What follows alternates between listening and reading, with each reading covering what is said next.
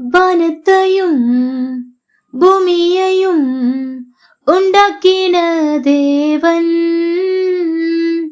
நட்சத்திரங்களை பெயர் சொல்லி அழைத்த தேவன். வானத்தையும் பூமியையும் உண்டாக்கின தேவன், நட்சத்திரங்களை பெயர் சொல்லி அழைத்த தேவன். உமக்கு சிலைகள் இல்லையே, கையில் ஆயுதம் இல்லையே. உமக்கு சிலைகள் இல்லையே, கையில் ஆயுதம் இல்லையே. இஸ்ரவேலின் தேவனாகிய கர்த்தாவே,